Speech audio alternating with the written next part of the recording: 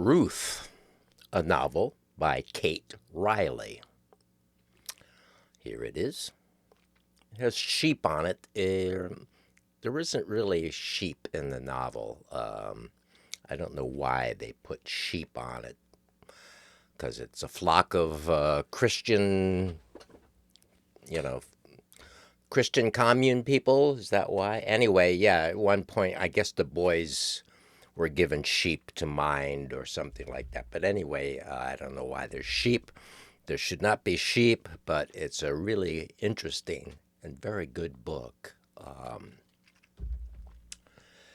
What we have here is a view of a woman's life from childhood into what, her 60th year, somewhere around there. Contemporary, kind of in the same timeline of, say, my life, who was born into this Anabaptist Christian commune situation. Now, I looked up Anabaptist. So, what exactly is an Anabaptist? Anabaptist, the derivation of the word is baptized twice, because the Catholic Church and all that does infant baptism. Your babies are baptized, right? Okay. So these people felt like, well, you actually have to accept Christ as your personal Lord and Savior in order to be baptized. So we don't baptize, babies who are innocent anyway. We wait until there is a reason to baptize somebody for washing sins away, whatever, and having them born again, new, into a life with Christ. So I'm from Ohio, and I was raised in a it was called a non-denominational Christian church, and we did have baptism, immersion baptism, and I became baptized at age 10 for some reason without telling anyone. You're supposed to tell them before you do it, but on one Sunday I decided I'm going to accept Christ. I don't know why, but for some reason I decided to do that. And that very day I went up and, did the thing. Do you do you accept Jesus Christ as your personal Lord and Savior? And you're supposed to say, yeah. And then they take you and put you on a robe and dump you in the baptistry, which was in the very front of the church or behind the pulpit, whatever. So yeah, so these people, not being Catholic, of course, with domination of Catholic, were shoved away and so on and so forth. And there is a story. She doesn't really say which particular sect this is. It's not like, whether it's a Mennonite or Amish. The Mennonite, Amish, and so forth are the ones that are considered the Anabaptists today, I guess. And the rejection of a lot of worldly stuff with the Amish, with the horses and so forth. So these people are living on rural communes. And what we find out is that, through the course of the story, as she talks about other, we only stay with Ruth. We don't get anybody else's point of view about what's going on. It's not written in first person, but we only have Ruth's point of view and Ruth's story to tell here. So we don't know what's going on with Alan, her husband, or her children, or her parents, or anyone else really. Just what is going through Ruth, and told from the text of the book. So all that is really well handled, I thought, and the thing about this that I really picked up on is that I've been reading a lot. Anybody who looks at my channel, I've been reading a lot of books about religious cults and so forth, and the in the cult book literature, there's always almost always in a cult some kind of sexual situation going on with, the men using the power that is generated within the cult and the authority to, use for their own pleasures among the flock. So this book is a book about a cult, about a community, about an insular community that has no real scandal like that. It has no sexual impropriety going on with any leaders. There is a point late on in the book where some leader is kind of off the mark of what they want out of him, and he's exiled or whatever, and diffused of power and so forth. Exactly the way things are supposed to happen within communities. You the community,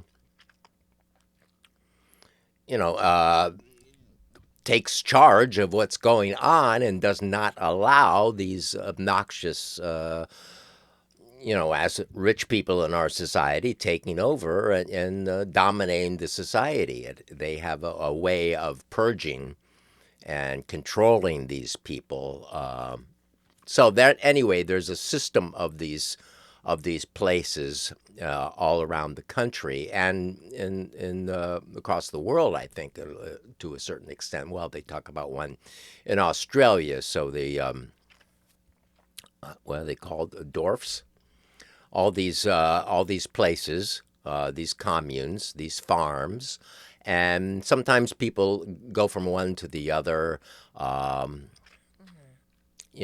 get shipped out for some reason or others from some authority. But we don't have any of these stories about the abuse of authority in this book. It's all just the story of this woman and her life.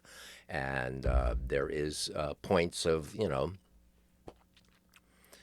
not being all like pure, all into it like her husband. Like she's like loves her husband, but yet when he says as it and or what when he says things like or what and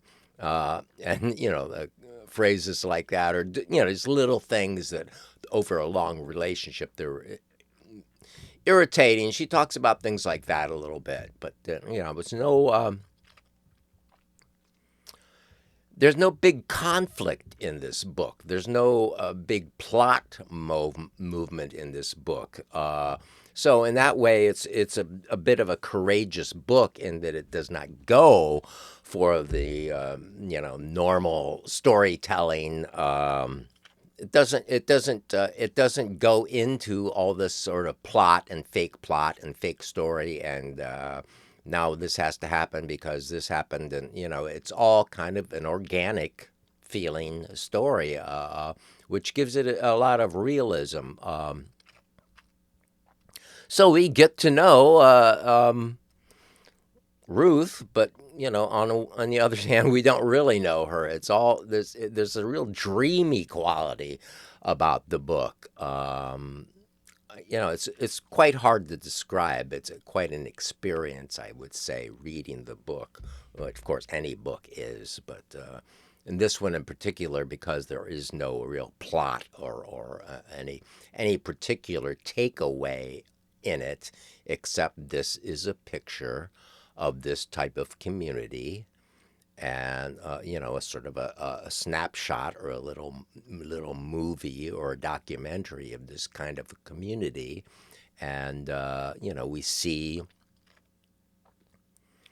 through the book that some people are live through it all and are quite happy. Of course, there are families where there's another family is it's told about that where there's 7 boys, and every one of them leaves the brotherhood. They call it the brotherhood. So every one of them leaves the brotherhood when they're of age, and that's and the family is a little upset that this has gone on, but that's the way it is, and people are not enslaved. It's not a cult where people are enslaved and they can't leave, like Scientology or any of these other like more vicious cults